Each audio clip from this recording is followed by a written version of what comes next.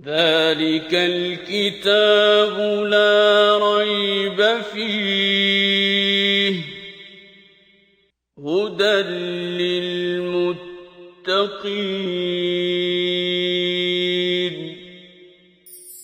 كتاب الله للأرواح روح به تحيا النفوس وتستريح كتاب الله وَلَئِنْ آتَيْتَ الَّذِينَ أُوتُوا الْكِتَابَ بِكُلِّ آیَةٍ مَا تَبِعُوا قِبْلَتَكَ، اور اے نبی صلی اللہ علیہ وسلم ان کے پاس آپ کوئی بھی ثبوت اور نشانی لے آئیں، کیسی ہی دلیل لے آئیں کہ یہ قبلہ حقیقی قبلہ ہے، یہ آپ کی قبلے کی کبھی پیروی نہیں کریں گے، اتباع نہیں کریں گے۔ وَمَا أَنْتَ بِتَابِعٍ قِبْلَتَهُمْ، اور نہ ہی تمہارے لیے اب یہ ممکن ہے کہ تم ان کے قبلے کی اتباع کرو۔ اللہ کا حکم آنے کے بعد اب تم پابند ہو کہ تم کعبۃ اللہ کے اپنا رخ جو ہے وہ اس کی طرف کرو۔ وَمَا بَعْضُهُمْ بِتَابٍ قِبْلَةَ بَعْض، یہ تو آپس میں ایک دوسرے کے قبلہ کی اتباع نہیں کرتے، اس لیے کہ جو یہودی ہیں وہ جب ہیکل سلیمانی میں جاتے تھے، یہود اور نصارہ کا یہ مشترکہ قبلہ تھا۔ حضرت مریم سلام اللہ علیہا شرقی گوشے میں ان کا حجرہ بنایا گیا تھا، ہیکل سلیمانی میں مشرق کی جانب وہ کمرہ تھا جہاں انہوں نے قیام کیا تھا۔ لہٰذا عیسائی جاتے ہیں تو وہ مشرقی کونے کی طرف رخ کر کے اپنی عبادت کرتے ہیں، اور یہود جاتے ہیں تو مغربی کونے کی طرف جو ہے وہ اپنا رخ کرتے ہیں۔ وہ بالکل الٹ معاملہ ان کا ہے، وہ ایک دوسرے کے قبلے کو اتباع کرنے کے لیے تیار نہیں ہیں۔ وَلَنِ اتَّبَعْتَ أَهْوَاءَهُم مِّن بَعْدِ مَا جَاءَكَ مِنَ الْعِلْمِ، اور اگر آپ نے ان کی خواہش کی پیروی کی، حالانکہ علم آپ کے پاس آ چکا، اللہ کا حکم آ گیا کہ اب قبلہ جو ہے وہ کعبۃ اللہ ہوگا، إِنَّكَ إِذًا لَّمِنَ الظَّالِمِينَ، تو پھر یقیناً تمہارا شمار ظالموں میں سے ہو۔ قرآن مجید میں ایک اسلوب ہمیشہ ذہن میں رکھیے کہ بظاہر خطاب ہوتا ہے رسول اللہ صلی اللہ علیہ وسلم سے، لیکن حقیقت میں آپ کو سنا کر کے بات ان لوگوں کو سمجھائی جا رہی ہوتی ہے جن سے غلطی اور کوتاہی کا امکان ہوتا ہے۔ رسول اللہ صلی اللہ علیہ وسلم کے لیے کسی بھی درجے میں یہ ممکن نہیں تھا کہ آپ اللہ کا حکم آنے کے بعد معاذ اللہ اس حکم کے خلاف کوئی کام کرتے، کسی بھی درجے میں امکان ہی نہیں تھا۔ لیکن دوسروں کو سمجھانے کے لیے اس سے براہ راست وحی حضور کی طرف آ رہی ہے اور آپ ہی کے ذریعے سے آگے پیغام پہنچ رہا ہے۔ الذین آتیناہم الکتاب یعرفونہ کما یعرفون ابناءہم، یہ لوگ جنہیں ہمیں کتاب دی تھی وہ اس کو خوب جانتے ہیں، ایسا پہچانتے ہیں جیسے کوئی شخص اپنے بیٹوں کو پہچانتا ہے، اتنی پہچان۔ اب یہاں پس منظر کے اعتبار سے سب سے پہلے اس مقام کو یعنی کعبۃ اللہ کو پہچانتے ہیں۔ کعبۃ اللہ کو پہچانتے ہیں تو یقیناً قرآن اور محمد رسول اللہ صلی اللہ علیہ وسلم کو بھی پہچانتے ہیں، اور اس طرح پہچانتے ہیں جیسے کہ کوئی اپنے بیٹوں کو پہچانتا ہے۔ یہ انتہا درجے میں سمجھانا ہے۔ وَإِنَّ فَرِيقًا مِّنْهُمْ لَيَكْتُمُونَ الْحَقَّ وَهُمْ يَعْلَمُونَ، اور ان میں سے ایک گروہ وہ ہے جو جانتے بوجھتے حق کو چھپا رہا ہے۔ الحق من ربک، اور یقیناً یہی حق ہے تمہارے رب کی طرف سے۔ فلا تکونن من الممترین، اور آپ اس کے متعلق کسی شک میں نہ پڑیں۔ اب یہ سب مسلمانوں کی طرف پیغام ہے کہ تمہیں کوئی شک و شبہ نہیں رہنا چاہیے، یہی حق ہے، یہی حقیقت ہے۔ وَلِكُلٍّ وِجْهَةٌ هُوَ مُوَلِّيهَا فَاسْتَبِقُوا الْخَيْرَاتِ، اب اس بحث کو گویا کہ چھوڑ دو۔ ایک چیز تمہیں وضاحت کر دی گئی کہ کیوں قبلہ تبدیل کیا گیا، تمہیں ایک امت کی شکل میں تشکیل دیا گیا، تمہاری انسٹالیشن ہوگی بطور امت مسلمہ، اب تم نے اس ڈیوٹی کو ادا کرنا ہے۔ حقیقت میں کرنے کی شے کیا ہے؟ وَلِكُلٍّ وِجْهَةٌ هُوَ مُوَلِّيهَا، ہر امت کے لیے ہم نے ایک رخ مقرر کیا تھا جس کی طرف وہ رخ کرتا ہے، لیکن کرنے کا کام کیا ہے؟ فَاسْتَبِقُوا الْخَيْرَاتِ، بھلائیوں کی طرف سبقت کرو۔ مسابقت کرنی ہے، مسابقت ہوتی ہے ایک دوسرے سے بڑھ کے کوئی کام کرنا، تو تمہیں ایک دوسرے سے بڑھنے کی کوشش کرنی چاہیے۔ کس شے میں؟ خیر کے کاموں میں، بھلائی کے کاموں میں، نیکیاں کمانے۔ اینما تکونوا یأتی بکم اللہ جمیعا، جان لو تم جہاں کہیں بھی ہوگے اللہ تمہیں پالے گا۔ کہیں چھپ کے بھی نیکی کرو گے تو اللہ تبارک و تعالیٰ کے ہاں وہ موجود ہے۔ چھپ کے بھی کوئی انسان کو غلطی کوتاہی جرم کرے گا تو وہ اللہ سے چھپا ہوا نہیں۔ اللہ اس کی حقیقت کو جانتا ہے. جہاں کہیں بھی ہوگے اللہ تمہیں پا لے گا. ان اللہ علی کل شیء قدیر، یقیناً اللہ تمام قدرت رکھنے والا ہے، کوئی شے بھی اس کی قدرت اور اختیار سے باہر نہیں ہے. وَمِنْ حَيْثُ خَرَجْتَ فَوَلِّ وَجْهَكَ شَطْرَ الْمَسْجِدِ الْحَرَامِ، تمہارا گزر جہاں سے بھی ہو، آئندہ تم نے اپنا رخ نماز کے وقت گویا کہ مسجد حرام کی طرف پھیرنا ہے. وَإِنَّهُ لَلْحَقُّ مِنْ رَبِّكَ، کیونکہ یہ تمہارے رب کا برحق فیصلہ ہے. وَمَا اللَّهُ بِغَافِلٍ عَمَّا تَعْمَلُونَ، اور اللہ تمہارے تمام اعمال سے بے خبر نہیں ہے. وَمِنْ حَيْثُ خَرَجْتَ فَوَلِّ وَجْهَكَ شَطْرَ الْمَسْجِدِ الْحَرَامِ، جہاں سے بھی تمہارا گزر ہو اپنا رخ مسجد حرام ہی کی طرف کیا کرو، اسی طرف پھیرا کرو. وَحَيْثُ مَا كُنْتُمْ فَوَلُّوا وُجُوهَكُمْ شَطْرَهُ، اور جہاں بھی تم ہو اسی کی طرف رخ کر کے نماز پڑھو. لِأَلَّا يَكُونَ لِلنَّاسِ عَلَيْكُمْ حُجَّةٌ، تاکہ لوگوں کو تمہارے خلاف کوئی حجت نہ مل جائے. یہود کے پاس کیونکہ تورات میں موجود تھا کہ آخری نبی کا، آخری رسول کا قبلہ کعبۃ اللہ ہوگا، لہٰذا اگر نبی اکرم صلی اللہ علیہ وسلم تحویل قبلہ نہ کرتے، اس کی طرف رخ نہ کرتے، تو ان کے پاس ایک آخری حجت یہ موجود تھی کہ جناب جو ہمارے پاس پیشن گوئیاں ہیں آپ ان پہ پورا نہیں اترتے، اس لیے کہ آخری نبی کا قبلہ تورات کے مطابق تو کعبۃ اللہ ہے، آپ بیت المقدس کو قبلہ بنائے ہوئے. یہی وجہ تھی ان کے جس وقت یہ اعلان ہوا ہے وہ پریشان ہو کر کے رہ گئے، تو آخری اتمام حجت بھی ہو گیا.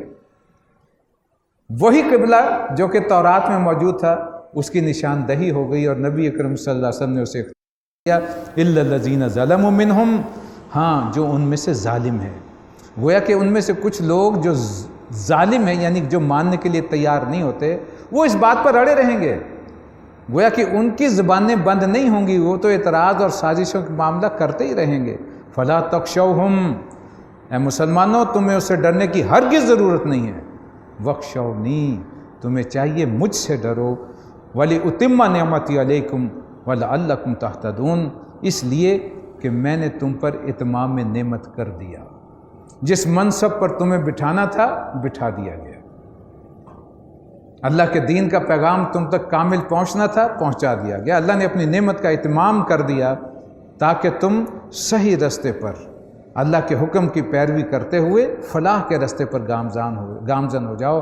کما ارسلنا فیکم رسولا منکم، اور اس مقصد کے لیے تاکہ تمہیں فلاح نصیب ہو جائے ہم نے تم ہی میں سے، تمہارے درمیان سے اپنے رسول صلی اللہ علیہ وسلم کو مبعوث فرما دیا. یتلو علیکم آیاتنا، جو تمہیں ہماری آیات تلاوت کر کے سناتا ہے. ویزکیکم، اور ان کے ذریعے سے تمہارا تزکیہ کرتا ہے، تمہیں پاک کرتا ہے. ویعلمکم الکتاب والحکمہ، اور تمہیں احکامات کی تعلیم دیتا ہے اور ان کی حکمتوں کی تعلیم دیتا ہے. ویعلمکم ما لم تکونوا تعلمون، اور تمہیں وہ کچھ سکھاتا ہے جو تم پہلے نہیں جانتے تھے. اللہ کی بندگی کیسے کرنا ہے، انسان کیسے بننا ہے، تاکہ تم واقعتاً شرف انسانیت کے اس مقام تک پہنچو جو مقصود الہی ہے. یہ ساری تعلیم کس نے دی؟ اللہ کے رسول صلی اللہ علیہ وسلم نے.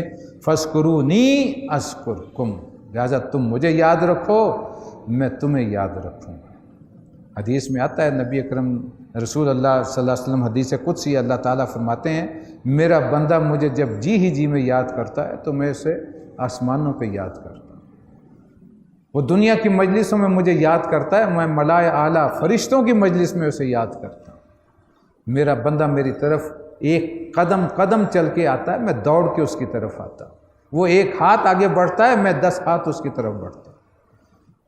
اللہ کے بندے تو بن کے دیکھ اللہ تبارک و تعالیٰ کی کیسے نصرت جو ہے پہ شامل حال ہوتی ہے.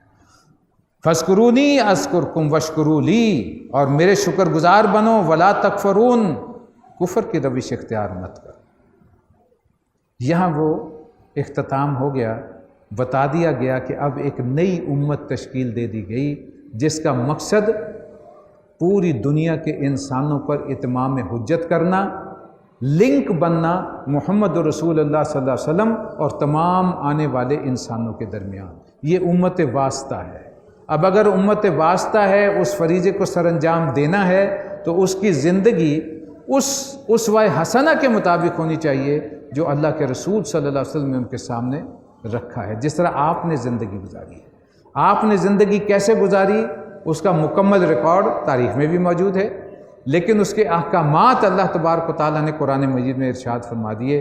اب یہاں سے جو 19واں رکوع شروع ہو رہا ہے اور اختتام تک کی سورہ مبارکہ میں وہ تمام چیزیں بیان کر دی گئی۔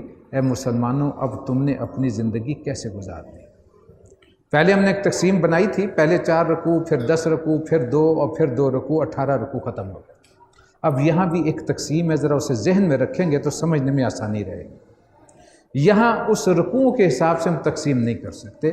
4 مضامین ہیں، 4 عنوانات ہیں جن کے تحت اب آگے ساری گفتگو چلے گی۔ ایک عنوان ہوگا عبادات، جیسے نماز ہے، روزہ ہے، حج ہے، زکوٰۃ ہے، یہ مراسم عبودیت ہے، یہ ایک موضوع ہے۔ ایک موضوع ہے معاشرت، زندگی کیسے گزارنی ہے، شادی، بیاہ، طلاق، معاملات، سود، قرض، یہ سارے جو ہیں معاملات انسانی ہیں۔ ایک موضوع یہ ہے جو اس مقام پہ ڈسکس ہوگا۔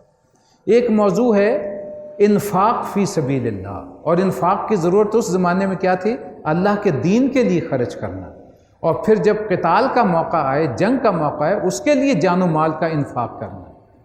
تو تیسرا موضوع ہے انفاق فی سبیل اللہ، اور چوتھا موضوع ہے جہاد و قتال فی سبیل اللہ۔ یہ 4 موضوعات ہیں لیکن علیحدہ علیحدہ نہیں ہیں۔ اس کی مثال یوں سمجھ لیجئے کہ جیسے 4 رنگ کی لڑیاں ہوں اور اس کی آپ رسی بٹ لیں، تو جو رسی میں ہے آپ کو فرض کیجئے لال، پیلا، نیلا اور سبز رنگ ہے، وہ رسیوں میں آپ کو جب آپ بٹ دیں گے اسے تو کہیں لال نظر آ رہا ہے، کہیں جو ہے وہ پیلا، کہیں نیلا، کہیں سبز، وہ رنگ برنگی نظر آ رہی ہے۔ لیکن اس رسی کو کھول دیں گے تو 4 لڑیاں علیحدہ علیحدہ موجود ہیں۔ ان مضامین کو ہم اگر اکٹھا کر لیں قرآن مجید میں تو ایک ایک موضوع کی آیات اکٹھی ہو سکتی ہیں، لیکن یہاں اللہ تبارک و تعالیٰ نے انہیں رسی کی طرح ایک شکل میں پرو دیا ہے۔ اگرچہ بٹی ہوئی ہیں لیکن بڑے واضح انداز میں ہمارے سامنے آئیں گے کہ یہاں حکم کیا ہے، یہاں حکم کیا ہے، اور اس کا خاص پس منظر بھی وہ انشاءاللہ وہ بھی ہمارے سامنے آتا چلا جائے گا۔ اور اس کے ساتھ ساتھ ہی یہ مقام ایک خاص عظمت کا پہلو بھی یہاں موجود ہے کہ اس میں جس طرح آپ دیکھتے ہیں کہ خوبصورت کپڑا کوئی بنتا ہے اور اس میں مزید خوبصورتی بڑھانے کے لیے بیچ میں بڑے بڑے پھول بنا دیے جاتے ہیں۔ آپ یہاں دیکھیں گے کچھ مخصوص آیات آئیں گی جو بڑی بڑی اپنے حجم کے اعتبار سے بھی بڑی بڑی ہیں، اور وہ اللہ تبارک و تعالیٰ اور حکمت قرآنی کے بہت بڑے یوں سمجھے خزانے ہیں۔ جیسے مثال کے طور پر آیت الکرسی، اسی مقام پر جو ہے اسی سورہ مبارکہ میں اب وہ ایک آیت ہے لیکن 10 جملوں پر مشتمل ہے، اور حکمت قرآنی اور توحید الہی کے موضوع پر ایک بڑی اہم آیت ہے۔ اس طرح آیت الدین، قرضے کے لین دین کے معاملے میں ایک آیت ہے لیکن پورا ایک رکوع جو ہے وہ یہ سمجھیے کہ زیادہ حصہ اس کا اسی ایک آیت پر مشتمل ہے۔ اسی طرح آیت الآیات جو انشاءاللہ ابھی آج ہم پڑھیں گے اگلے رکوع میں آ جائے گی، جس میں اللہ تبارک و تعالیٰ نے اپنی آیات کی نشاندہی کی ہے، اس لیے اسے آیت الآیات کہا گیا، وہ آیت جس میں اللہ تبارک و تعالیٰ کی نشانیوں کا تذکرہ ہے۔ تو یہ بڑے اہم مقام ہے۔ آیت بر جس میں نیکی کی حقیقت کو بیان کیا گیا، تو یہ ایک خوبصورت پھولوں کی طرح یہ مختلف مقامات پر یہ آیات بھی ہمارے زیر مطالعہ آئیں گی، جس میں سے انشاءاللہ 2 یا 3 جو ہیں وہ آج ہی ہمارے مطالعے میں آ جائیں گے انشاءاللہ۔ آغاز ہوا، اب دیکھیے یہاں سے مکمل رخ جو ہے اب یا ایھا الذین آمنوا کی طرف ہو جائے گا۔ جو امت اب تشکیل دے دی گئی، اب تمہاری کیا کیا ذمہ داری؟ یا ایھا الذین آمنوا استعینوا بالصبر والصلاۃ، اہل ایمان اب تمہیں صبر اور نماز سے مدد لینا ہوگی، یعنی تمہارا اب جو مرحلہ تمہیں درپیش ہے، اب جو تم نے اللہ کے دین کو لے کے آگے چلنا ہے، شہادت علی الناس کا فریضہ سر انجام دینا ہے، تو ظاہر ہے کہ اس رستے میں بڑی مشکلیں آئیں گی، اور اس دوران میں تمہیں کون سی چیز ہے جو حوصلہ تمہارا بڑھائے گی، تمہاری پشت پناہی کرے گی؟ اس میں 2 چیزیں سر فہرست ہیں، نمبر 1 صبر اور نمبر 2 صلاۃ۔ صلاۃ کا ترجمہ ہم نماز سے کرتے ہیں کیونکہ ہمارے ہاں عرف عام میں یہ لفظ استعمال ہے، لیکن حقیقت یہ ہے کہ نماز کا لفظ جو ہے وہ صلاۃ کے لیے جو ہے وہ پورا اترتا نہیں ہے، یہ فارسی کا لفظ ہے، لیکن بہرحال کیونکہ ہمارے ہاں اصطلاحاً سمجھنے کے لیے یہی لفظ استعمال کیا جاتا ہے، اس لیے کرنا پڑتا ہے، ورنہ حقیقی طور پر ہمیں لفظ صلاۃ ہی استعمال کرنا چاہیے، صبر اور صلاۃ۔ ان اللہ مع الصابرین، اور جان لو کہ اللہ جو ہے وہ صبر کرنے والوں کے ساتھ۔ اب دوسری بات دیکھیے، وَلَا تَقُولُوا لِمَنْ يُقْتَلُ فِي سَبِيلِ اللَّهِ أَمْوَاتٌ، جو اللہ کے راستے میں مارے جائیں انہیں مردہ مت کہا کر، بل احیاء، وہ تو زندہ ہیں، وَلَٰكِن لَا تَشْعُرُونَ، ہاں ان کی زندگی کا تمہیں شعور نہیں ہے، وہ زندگی کیسی ہے اللہ خوب جانتا ہے، لیکن جب اللہ کہہ رہا ہے تو بے شک وہ زندہ ہیں۔ وَلَنَبْلُوَنَّكُمْ بِشَيْءٍ مِّنَ الْخَوْفِ وَالْجُوعِ وَنَقْصٍ مِّنَ الْأَمْوَالِ وَالْأَنفُسِ وَالثَّمَرَاتِ، اور ہم تمہیں لازماً آزمائیں گے۔ یہ جہاں کہیں اسلوب آئے گا اسے ذہن میں رکھیے، فعل مضارع سے پہلے لام زبر کے ساتھ اور اس کا اختتام نون کے اوپر شد کے ساتھ، یہ تاکید کی انتہا ہے عربی زبان۔ لَنَبْلُوَنَّكُمْ، کم تو ہے نا تمہیں، اصل میں ہے لَنَبْلُوَنَّ، ہم تمہیں لازماً آزمائیں گے۔ انسان جب کلمہ پڑھ کے دعویٰ کرتا ہے کہ میں حقیقی مومن ہوں تو یوں سمجھیے کہ اللہ کی طرف سے آزمائش آئی کھڑی ہے، وہ کسی شکل میں بھی آ رہی ہے، وہ آزمائش آئی کھڑی ہے، اور اس میں پورا اتر جائے انسان تو سمجھے ایمان کی تکمیل ہو گئی۔ دعویٰ کرنا آسان ہوتا ہے، عمل کرنا ذرا مشکل بات ہے۔ تو تمہیں ہم لازماً آزمائیں گے، کیسے؟ خوف کے ذریعے سے، جو بھوک کے ذریعے سے، وَنَقْصٍ مِّنَ الْأَمْوَالِ، جان و اموال والانفس، جان اور مال میں نقصان کے ذریعے سے، والثمرات، اور تمہارے جو ہیں پھلوں میں نقصان دے کر، آمدنی میں نقصان دے کر، وَبَشِّرِ الصَّابِرِينَ، پھر جو صبر کریں گے ان کے لیے خوشخبری ہے۔ الَّذِينَ إِذَا أَصَابَتْهُمْ مُصِیبَةٌ، ان حالات میں جب بھی کوئی مصیبت پڑے، جب بھی کوئی اچانک آفت آ جائے، قالو، ان کا کلمہ یہ ہوتا ہے ان صبر کرنے والوں کا، اِنَّا لِلَّهِ وَإِنَّا إِلَيْهِ راجعون، کہ ہم اللہ ہی کے ہیں اور اللہ ہی کی طرف ہم نے پلٹنا ہے۔ اگر کچھ دیا ہے تو اللہ ہی نے دیا ہے نا، اللہ نے اگر لے ہی لیا ہے تو صبر کرنے والے کا طریقہ کیا ہے؟ مولا نے دیا تھا، مولا نے لے لیا، پھر دے دے گا۔ اولئک علیہم صلوات من ربہم ورحمہ، انہیں خوشخبری دے دیجئے ان کی رب کی طرف سے ان پر بڑی عنایات ہوں گی، اس کی رحمت ان پر سایہ کرے گی۔ وَأُولَئِكَ هُمُ الْمُهْتَدُونَ، اور ایسے ہی لوگ ہیں جو حقیقت میں سیدھے راستے پر ہیں، راہ راست پر ہیں، ان کے لیے خوشخبری۔ اب دیکھیے یہ تو آغاز تھا، یہاں ختم ہوا، ایک وارننگ دے دی گئی، خبردار کر دیا گیا کہ چمی گویم مسلمانم بلرزم، کہ دانم مشکلات لا الہ۔ اب تم مسلمان ہونے کا دعویٰ تو کر رہے ہو، لیکن ہوشیار رہنا، مشکلیں راستے میں آئیں ہی آئیں۔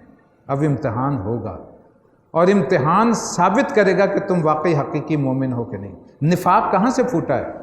جو اس پہ پورا نہیں اترا وہ منافقت کی طرف چلا گیا، اور جو صبر اور ثبات کے ساتھ کھڑا رہا انہیں ہم قیامت تک کہتے رہیں گے رضی اللہ تعالی عنہم ورضوا عنہ، اللہ ان سے راضی ہو گیا، وہ اللہ سے راضی ہو گیا۔ کتنا بلند مقام انہیں ملا، جن کے اندر ثبات اور صبر تھا انہوں نے وہ مقام حاصل کیا۔ اب دیکھیے عبادات کی طرف آ گیا معاملہ۔ ان الصفا والمروہ من شعائر اللہ، ایک سوال اٹھا لوگوں کے ذہن میں، ایک مروہ پہ بھی استھان بنا ہوا تھا کسی دیوی کا، صفا پہ بھی استھان بنا ہوا تھا، اب اس کے درمیان صحیح ہوتی تھی۔ اب مسلمانوں نے سوچا ادھر بھی بت خانہ، ادھر بھی بت خانہ، اب ہم کیا کریں؟ چنانچہ سوال کیا گیا یا رسول اللہ، تو اللہ کی طرف سے جواب آیا کہ ان الصفا والمروہ من شعائر اللہ، یہ صفا اور مروہ اللہ کے شاعر ہیں، اس کی نشانیاں ہیں۔ یہ شعیرہ جو ہے اسی لفظ ہے شعور سے، ایسی شے جو انسان کے اندر کسی کے تعلق کا شعور پیدا کرتی ہے، اور وہ شعور کس کا ہے؟ وہ خاص واقعے کا ہے۔ حضرت ہاجرہ سلام اللہ علیہا، اللہ کی وہ بندی جنہوں نے کمال شکر کے ساتھ، کمال صبر کے ساتھ، جب ان کے خامن شیر خار بچے کے ساتھ 2-4 دن کے راشن کے ساتھ تنہا انہیں چھوڑ کر کے روانہ ہوئے، انہوں نے لگام پکڑ لی ان کی کہ میں یہاں کس طرح چھوڑ کے جا رہے ہو، کس کے حوالے کر کے جا رہے ہو؟ یہاں نہ کھانے کو ہے نہ پینے کو ہے، بے آب و گیا وادی، انسان تک موجود نہیں، اور یہاں کوئی گھاس کا تنکا پیدا نہیں ہوتا، تم ہمیں یہاں چھوڑ کے جا رہے۔ ذرا عام حالات تصور کیجئے، اکیلی کوئی خاتون ایک شیر خوار بچے کے ساتھ کہیں ویرانے میں آپ چھوڑ کے جا سکتے ہیں؟ ہم تصور نہیں کر سکتے۔ یہ ایک لفظ کہا حضرت ابراہیم علیہ السلام نے کہ میرے رب کا حکم ہے، اللہ کا حکم ہے، انہوں نے اس وقت لگام چھوڑ دی، اللہ کا حکم ہے تو جاؤ۔ وہ اللہ کی بندی ہے۔ اب وہ اس بےتابی کے ساتھ کھانا پینا ختم ہو گیا، بچہ بھوک سے چلا رہا ہے، اور وہ پانی بھی کوئی نہیں پینے کے لیے، اب وہ پانی کی تلاش میں کبھی صفا کی طرف بھاگ رہی ہیں، کہیں مروہ کی طرف بھاگ رہی ہیں۔ درمیان میں جب نشیب میں جاتی تھی تو حضرت اسماعیل نگاہوں سے اوجھل ہو جاتے تھے، پریشان ہو کے تیزی سے بھاگ کے اوپر چڑھتی تھی تاکہ بچہ نگاہوں میں آ جائے، اندیشہ تھا کہ کوئی جنگلی جانور نہ آ جائے ویرانہ۔ یہ آج کا مکہ تو نہیں تھا، آج سے 4500 سال پیچھے چلے جائیے، جب صرف پہاڑ ہی پہاڑ اور نہ کوئی روشنی۔ رات کو جب گھپ اندھیرا ہوتا ہوگا تو کیا گزرتی ہوگی ان پہ، ذرا تصور کی، انسان کے رونگٹے کھڑے ہو جاتے ہیں۔ ان کی وہ ادا ہے جو اللہ کو اتنی پسند آئی کہ قیامت تک ہم جو ہیں وہ صفا مروہ کے درمیان دوڑتے رہیں گے اللہ کے حکم سے۔ اس کی جو ہے وہ اس سنت کو ادا کرو جو ہماری بندی نے اس کامل یقین کا توکل اور اعتماد کے ساتھ اللہ تبارک و تعالیٰ پر اس کا اظہار کیا۔ تم بھی ذرا یہاں چکر لگاؤ، دوڑ لگاؤ، تو اللہ تبارک و تعالیٰ نے اسے اپنا شعیرہ قرار دیا، اپنی نشانی قرار دے دیا۔ ان الصفا والمروۃ من شعائر اللہ فمن حج البیت واعتمر، تو جو کوئی حج یا عمرہ کا ارادہ کرے، عمرہ کرے، فلا جناح علیہ، اس پہ کوئی حرج نہیں ہے، ان یطوف بہما، کہ وہ ان کا طواف کرے، یعنی دونوں پہاڑیوں کے درمیان سعی کرے۔ فمن تطوع خیرا، اور جو کوئی یہ کام، یہ خیر کا کام کرے گا، فإن اللہ شاکر علیم، تو اسے علم ہونا چاہیے کہ اللہ اس کی قدر کرنے والا ہے اور جاننے والا ہے۔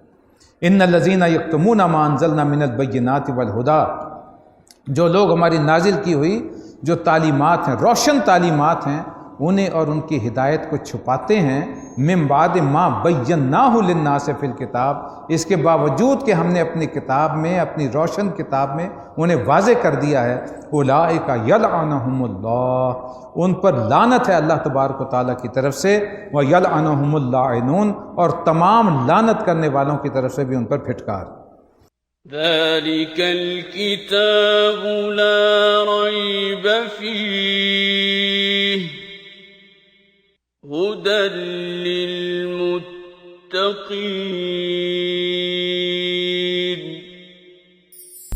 كتاب الله للأرواح روح به تحيا النفوس وتستريح كتاب